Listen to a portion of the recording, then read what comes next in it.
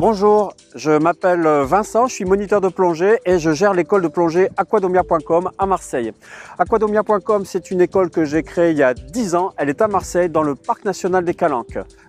Aquadomia.com s'est fixé pour mission d'offrir de la formation du débutant au moniteur, sur mesure, aux dates de son choix, que ce soit sur les standards français ou américains, en passant par la plongée tech, recycleur et trimix. Alors aujourd'hui, je vais vous parler des éléments de théorie nécessaires à la réalisation de votre formation plongée premier niveau. Votre formation premier niveau ou niveau 1 de plongée, déjà il faut savoir qu'est-ce qu'elle vous permet de faire.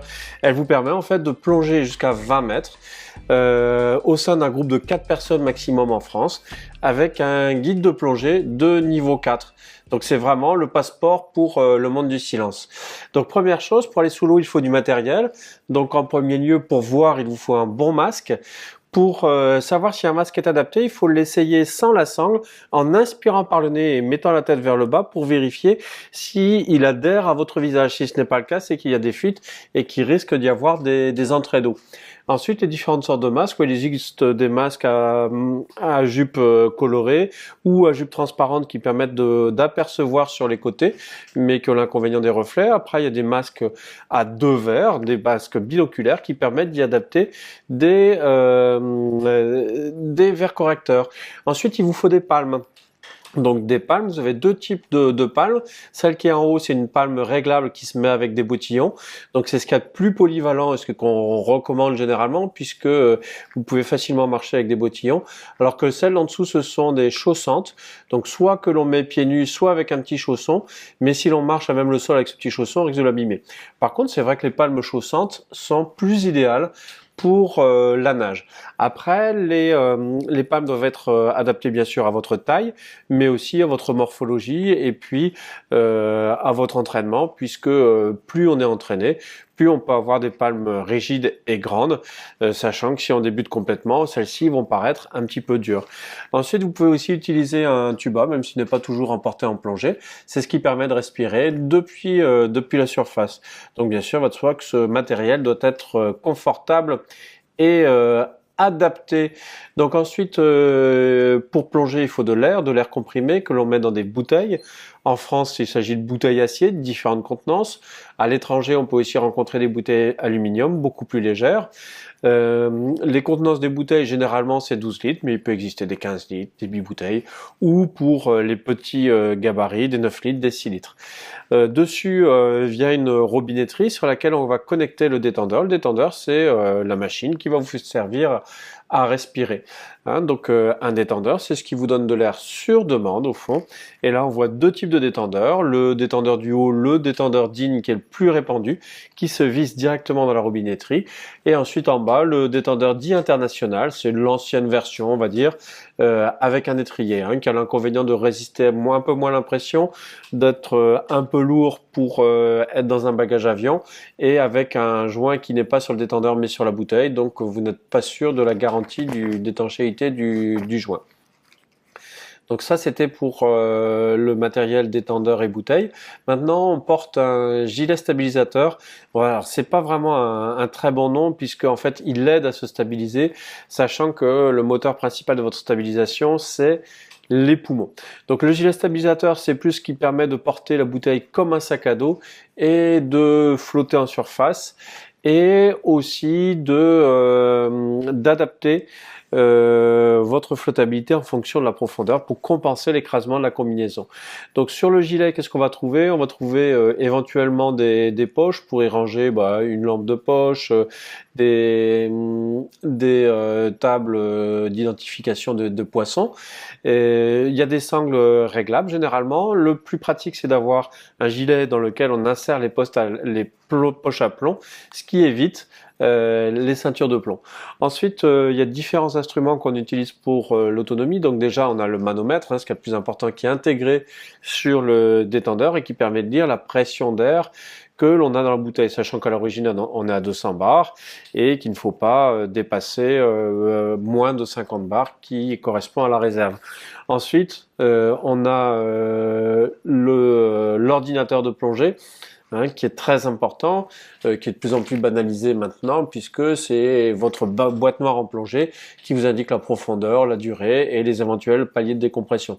Après, on peut bien sûr utiliser une montre, un compas pour s'orienter. Hein, donc ça, c'est des petits instruments bien nécessaires. Enfin, très important, il vous faut une combinaison dont l'épaisseur va dépendre de votre degré de frilosité et puis aussi de la température des eaux. Ici, en Méditerranée, on va prendre du 7 mm essentiellement. Dans des eaux plus chaudes, on peut prendre du 5 ou 3 mm. Dès qu'on est en eau tempérée comme la Méditerranée, il faut une cagoule intégrée. Ensuite, on peut passer sur des combinaisons semi-étanches qui ne font quasiment pas rentrer l'eau. Hein. La plupart des combinaisons, sont des combinaisons humides dans lesquelles l'eau rentre mais se réchauffe au contact du corps. Une combinaison semi-étanche ne laisse quasiment pas passer l'eau. Et puis enfin, on a la combinaison étanche qui nécessite une formation spécifique qui permet, elle, vraiment d'affronter tout type de température, même pour l'Arctique. Alors, sous l'eau, vous le savez, c'est le monde du silence, on ne peut pas parler. Donc on utilise différents signes, vous les voyez ici. Le signe OK, c'est le moniteur qui vous le fait et on attend une réponse qui soit OK. Le signe du pouce vers le haut, c'est on monte. Le pouce vers le bas, c'est on descend. Et ça, seul le moniteur peut le faire. Le signe ça ne va pas, c'est un balancement de la main en essayant d'indiquer par la suite qu'est-ce qui ne va pas. Si on vous désigne de l'index, ça veut dire toi. Si on met la main, c'est le signe stop. Ensuite, ici, on voit les signes je n'ai plus d'air, je suis essoufflé, j'arrive à 50 bars avec le point proche de la tête. Le signe que le moniteur peut faire, soit en indiquant son manomètre, soit en faisant un rond avec un index sur son autre main, c'est combien tu as d'air. Le signe que vous devez faire lorsque vous consultez votre manomètre et vous contactez que vous avez 100 bars, c'est celui qu'on voit ici au milieu. Et puis bien sûr, ne pas hésiter à communiquer si vous avez froid, auquel cas nous abrégeons la plongée, parce qu'après la plongée devient dangereuse.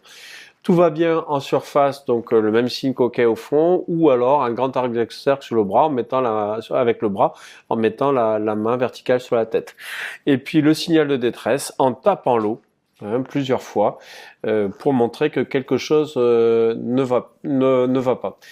Alors ici, on va parler de lestage et flottabilité. Ce qu'il faut bien comprendre, c'est comme j'ai déjà parlé tout à l'heure, c'est que la ventilation va jouer sur votre équilibre et c'est ce qu'il y a de plus important à utiliser en plongée. Si vous ne videz pas vos poumons avant de partir, vous allez avoir du mal à descendre, vous allez vous comporter comme un ballon à la surface de l'eau. Donc en soufflant, vous vous alourdissez tout simplement. Hein, donc ça, c'est l'effet du poumon ballast. Ensuite, il faut savoir que plus on descend, plus on va avoir de pression. Et donc ça va jouer aussi sur votre lestage et votre flottabilité. Ce que je veux dire par là, c'est que vous avez une combinaison qui est épaisse et qui contient de l'air. Hein, c'est ce qui fait que vous flottez en surface, même avec une bouteille sur le dos. Et donc, on met des plombs pour annuler la flottabilité de la plongée. Donc, quand vous descendez, la combinaison se compresse et donc vous êtes moins gros. Donc, moins gros, ça veut dire que moins de poussée d'Archimède, donc vous êtes plus lourd. Donc, il faut inspirer davantage. Et si ça ne suffit pas, c'est là que le gilet va pouvoir servir et vous allez progressivement apprendre à vous en servir. Donc ça, c'est quelque chose de très important en plongée. Bien comprendre que plus on descend, plus la combinaison va s'affiner. Et donc, le poumon ballast ne suffira plus forcément pour vous équilibrer. Il faudra s'aider du gilet. Alors, ici, on va parler de la vision. Donc, c'est vrai que sous l'eau, il y a quelques petites choses qui changent. Hein, on voit les choses plus grosse, d'un tiers à peu près, et plus proche de 25%. Et donc, c'est pour ça qu'on peut avoir du mal à attraper certains instruments par moment. Ensuite, il faut savoir qu'en plus de cet effet loupe, on a aussi un effet d'absorption des couleurs. La première couleur qui disparaît, c'est le rouge. Et plus on descend, plus les couleurs disparaissent. D'abord l'orange, le jaune, le vert, si bien qu'à 40 mètres, quasiment tout est bleu, sauf si on vient éclairer avec une lumière artificielle, auquel cas on restitue les couleurs sous-marines. C'est ce qui est utilisé en plongée sous-marine. Alors l'acoustique aussi est différente sous l'eau, dans la mesure où la vitesse du son est bien plus supérieure puisque dans l'eau, les molécules sont collées. Donc le son va 5 fois plus vite.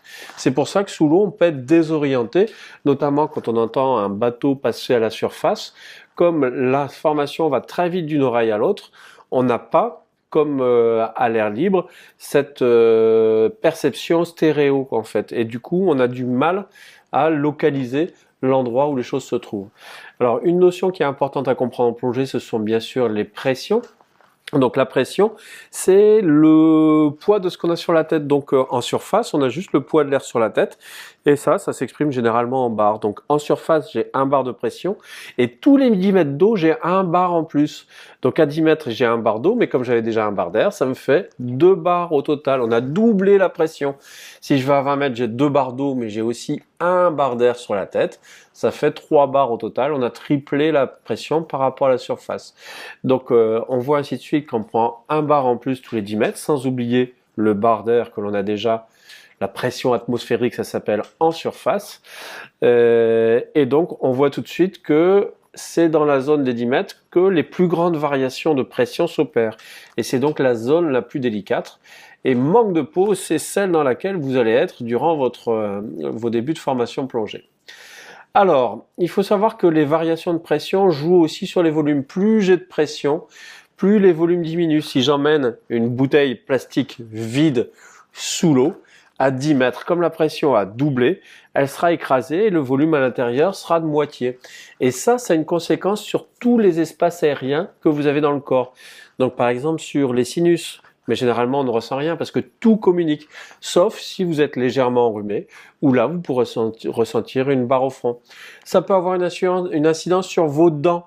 Si vous n'allez pas voir le dentiste régulièrement en lui signalant que vous faites de la plongée, si vous avez un plombage qui n'est pas étanche, il y a de l'air qui peut rentrer dans la dent, de l'air sous pression, et qui peut avoir du mal à s'échapper par la suite. Donc attention, pensez à prévenir votre dentiste, le voir tous les ans déjà, et le prévenir que vous faites de la plongée. Ensuite, le masque de plongée, eh bien, à la descente, il va s'écraser sur votre visage. Et pour ça, on le fait généralement naturellement sans avoir besoin de vous le dire. Il suffit de souffler par le nez pour rééquilibrer tout ça, puisque le nez est dans le masque. Alors là où c'est le plus dangereux, c'est ne surtout pas bloquer sa respiration, surtout quand l'on remonte. Autrement, ça c'est l'accident le plus grave qui existe, c'est la surpression pulmonaire. Rassurez-vous, personne ne bloque sa respiration sous l'eau généralement. Mais imaginez que vous preniez une grande inspiration sous l'eau à 10 mètres de fond alors qu'il y a 2 bars de pression et que vous remontez à la surface. Ça veut dire que l'air va vouloir se dilater. Si vous ne soufflez pas, ça peut arriver jusqu'à la rupture des poumons et ça c'est très dangereux. Donc règle en plongée, ne jamais bloquer sa respiration. Ensuite, bien sûr, ça a une conséquence sur les oreilles. Vous l'avez déjà senti peut-être en descendant au fond de la piscine, ou alors en prenant un ascenseur, en prenant l'avion, ou en prenant un TGV qui passe dans un tunnel.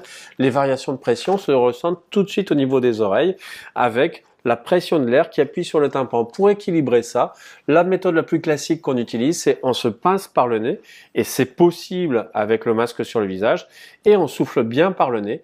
Comme ça, l'air va venir équilibrer de l'autre côté du tympan de manière à éviter la gêne. Mais ça, c'est vraiment une manœuvre à maîtriser dès le départ pour ne pas se faire mal aux oreilles. C'est très simple à faire. Votre moniteur vous l'expliquera. Alors, ensuite, on va parler de la décompression. Donc, vous avez peut-être déjà entendu parler de décompression en plongée, de paliers, etc.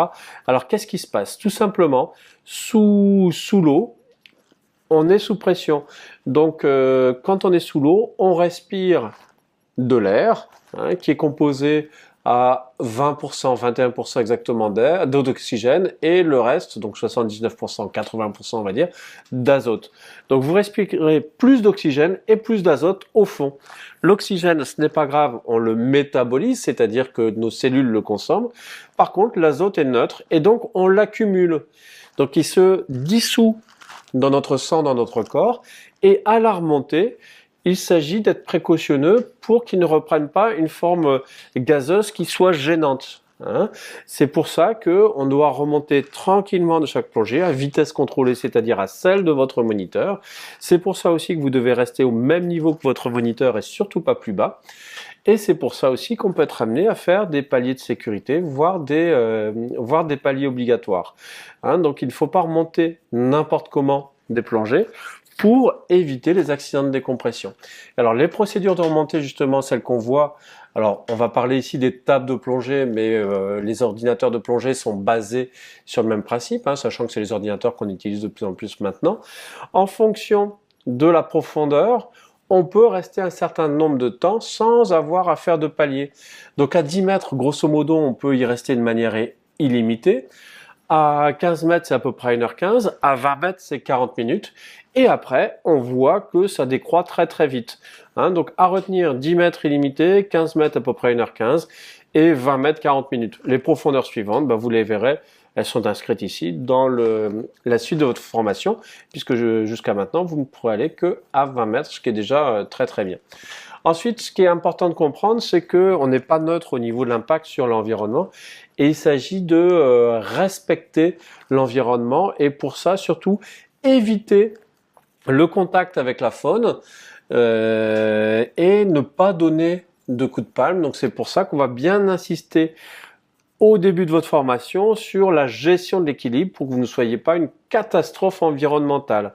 Il faut savoir aussi qu'il faut se déplacer lentement dans l'eau pour pouvoir observer au mieux les choses sans les perturber. Si vous cherchez à courir après les poissons, ils nagent plus vite que vous. Ensuite, respecter le milieu, c'est aussi accepter les contraintes, hein, donc le froid. Il faut savoir bien se protéger durant la plongée avec la bonne combinaison, mais aussi avant et après la plongée, donc avoir l'équipement adapté. Hein, ça peut être sur un semi-rigide comme on utilise ici à Marseille en Méditerranée dans le parc des Calanques, une bonne polaire ou avec un bon ciré. Il faut accepter qu'il peut y avoir aussi des fois du courant et pour ça, c'est ne pas forcer par rapport au courant. Il faut savoir que sous l'eau, on a moins de courant en se rapprochant du fond que si on reste en pleine eau. Hein, bien sûr, pour la houle, si vous êtes sensible au mal de mer, pensez à prendre des médicaments de type mer calme. Et puis surtout, quand il y a de la houle et que vous êtes dans l'eau, gardez votre masque sur le visage et votre détendeur en bouche. Ça, c'est très très important. Ensuite, la visibilité peut être variable, même si en Méditerranée, elle est souvent très bonne, supérieure à 20 mètres. Mais de toute façon, il faut être rapproché avec ses binômes, avec son groupe, pour être capable de bénéficier ou donner une intervention si jamais il y avait un petit souci et de toute façon pour ne pas perdre le groupe. Alors ici, on voit quelques espèces qu'on peut rencontrer en Méditerranée. Donc on voit le mérou, qui est une espèce protégée qu'on voit de plus en plus à Marseille dans le parc des Calanques. On voit une girelle pan qui est une espèce lesseptienne, hein, ça c'est la photo du milieu en haut. Donc espèce lesseptienne, ça veut dire qu'il vient du canal de Lesseps, hein, le canal de Suez en communication avec la mer Rouge. Donc c'est une espèce qui s'est importée. En haut à droite, on voit le sartembour, reconnaissable à ses bandes horizontales, verticales, pardon, à ces grosses bandes verticales. En bas à gauche, on voit une espèce qui apparaît de plus en plus dans le parc national des Calanques et qu'on ne voyait pas il y a quelques années, c'est les barracudas ou bécunes. Et en bas à droite, on voit un denti, appelé aussi dentex, une espèce de grosse dorade un peu bleutée, avec pas mal de dents. Ici, qu'est-ce qu'on voit d'autre de gauche à droite en allant de haut en bas? Donc d'abord, c'est le spirographe, avec ce magnifique panache au bout d'un tube calcaire. Il s'agit d'un verre, en fait. Au milieu, en haut, ce sont des anémones jaunes encroutantes, dites aussi Parazoanthus ou mimosa de mer. À droite, une doris dalmatienne. Hein, c'est une limace de mer, en fait, un nudibranche, comme on l'appelle. En bas, on voit des organismes très sensibles. En bas à gauche, c'est de la dentelle de Neptune. Au milieu, en bas, on voit des éponges et des anémones. Et à droite, on voit une flabelline, une autre espèce de limace de mer, très appréciée des plongeurs. Voilà, j'espère que ce cours vous a convenu. Si vous voulez avoir d'autres infos sur la plongée, n'hésitez pas à vous abonner à cette chaîne. Si vous avez aimé cette vidéo, cliquez sur j'aime. Si vous n'avez pas aimé, cliquez sur j'aime pas. Si vous avez des questions, n'hésitez pas, postez un commentaire sur cette vidéo ou passez-moi un petit coup de fil, envoyez-moi un mail ou un post Facebook.